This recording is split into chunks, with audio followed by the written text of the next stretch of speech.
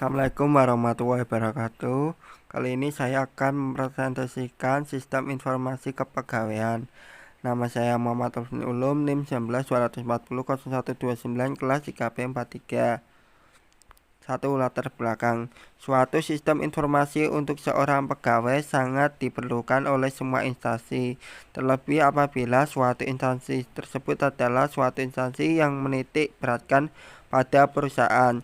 Sistem yang digunakan untuk mendukung pendataan dan penyimpanan data pegawai saat ini bisa dikatakan nyaris tidak terpakai secara optimal, mulai dari pendataan manual hingga pendataan secara digital yang terpisah dan tidak efisien untuk dioperasikan. Tersedianya sebuah sistem informasi dinilai sangat penting sebagai alat bantu untuk merekam banyaknya aktivitas dan kegiatan para pegawai yang ada di perusahaan tersebut, sehingga pembuatan laporan kepada pemilik perusahaan akan semakin mudah.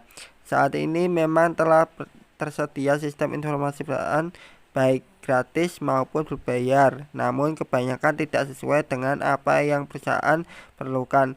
Adanya kebutuhan yang berbeda bagi setiap perusahaan menjadikan sistem tersebut tidak dapat dioperasikan secara optimal untuk banyak perusahaan.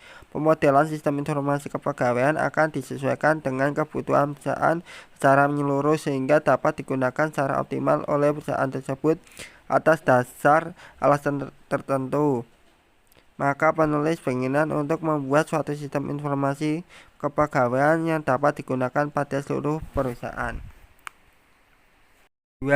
Rumusan masalah. Berlandaskan pada latar belakang di atas, dapat dibuat suatu rumusan masalah yang dapat diselesaikan, yaitu merancang suatu sistem informasi yang berfokus pada pengelolaan data kepegawaian dan dapat digunakan baik untuk perusahaan. 3. Tujuan. Tujuan dari penelitian yang dilakukan adalah membuat sebuah sistem informasi kepegawaian yang dapat dijadikan sebuah acuan dalam mengolah data kepegawaian. Selain itu, sistem informasi yang dibuat juga fleksibel, dapat disesuaikan dengan kebutuhan perusahaan yang berbeda-beda kebutuhannya. 1. Use case diagram. Pada diagram use case di bawah ini dijelaskan bahwa pegawai manajer bagian kepegawaian harus melakukan login untuk melakukan akses pada masing-masing fitur yang ada. Fitur-fitur yang ada bagian kepegawaian yaitu manajemen pegawai, riwayat jabatan, riwayat pendidikan, riwayat keluarga, sampai view grafik pegawai.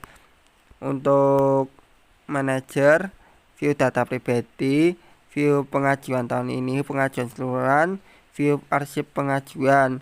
Untuk pegawai, pengajuan cuti, lihat berita, arsip pengajuan cuti, arsip persetujuan cuti, dan view hasil pengajuan.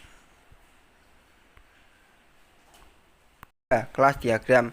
Pada kelas diagram berikut ini dijelaskan lebih rinci mengenai prosedur yang terjadi di sistem tersebut, adanya atribut dan operasi pada setiap aktor dan proses.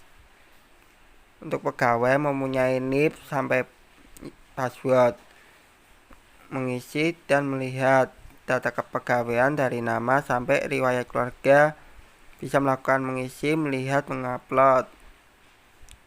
Cuti, jenis cuti sampai akhir cuti, mengisi, mengubah, menghapus. Manager, username sampai nomor HP, melihat.